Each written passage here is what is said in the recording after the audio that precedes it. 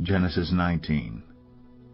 The two angels came to Sodom in the evening, and Lot was sitting in the gate of Sodom. When Lot saw them, he rose to meet them and bowed himself with his face to the earth and said, My lords, please, turn aside to your servant's house and spend the night and wash your feet. Then you may rise up early and go on your way. They said, No, we will spend the night in the town square. But he pressed them strongly, so they turned aside to him and entered his house. And he made them a feast and baked unleavened bread, and they ate. But before they lay down, the men of the city, the men of Sodom, both young and old, all the people to the last man, surrounded the house. And they called to Lot, Where are the men who came to you tonight? Bring them out to us, that we may know them. Lot went out to the men at the entrance, shut the door after him, and said, I beg you, my brothers, do not act so wickedly. Behold, I have 2 daughters who have not known any man. Let me bring them out to you, and do to them as you please. Only do nothing to these men, for they have come under the shelter of my roof. But they said, Stand back! And they said, This fellow came to sojourn, and he has become the judge. Now we will deal worse with you than with them. Then they pressed hard against the man Lot, and drew near to break the door down. But the men reached out their hands, and brought Lot into the house with them, and shut the door. And they struck with blindness the men who were at the entrance of the house, both small and great, so that they wore themselves out, groping for the door.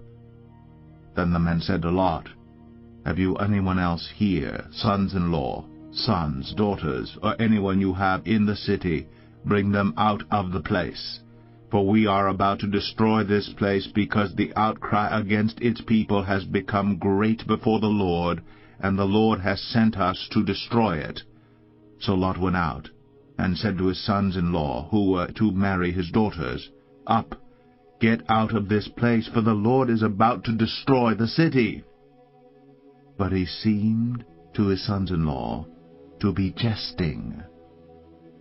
As morning dawned, the angels urged Lot, saying, Up, take your wife and your 2 daughters who are here, lest you be swept away in the punishment of the city.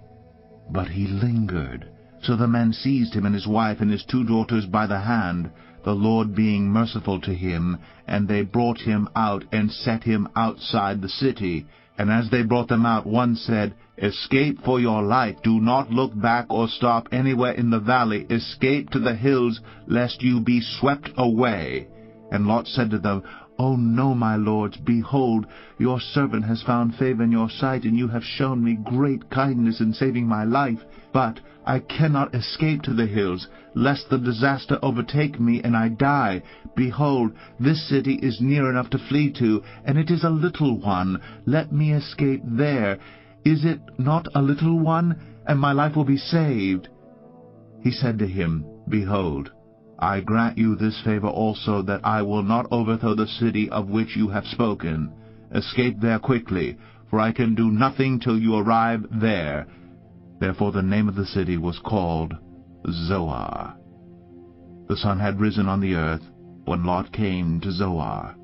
Then the Lord rained on Sodom and Gomorrah sulfur and fire from the Lord out of heaven, and he overthrew those cities, and all the valley, and all the inhabitants of the cities, and what grew on the ground. But Lot's wife behind him looked back, and she became a pillar of salt. And Abraham went early in the morning to the place where he had stood before the Lord. And he looked down toward Sodom and Gomorrah, and toward all the land of the valley. And he looked, and behold, the smoke of the land went up like the smoke of a furnace. So it was that when God destroyed the cities of the valley, God remembered Abraham, and sent Lot out of the midst of the overthrow, when he overthrew the cities in which Lot had lived. Now Lot went up out of Zoar, and lived in the hills with his 2 daughters, for he was afraid to live in Zoar. So he lived in a cave with his 2 daughters.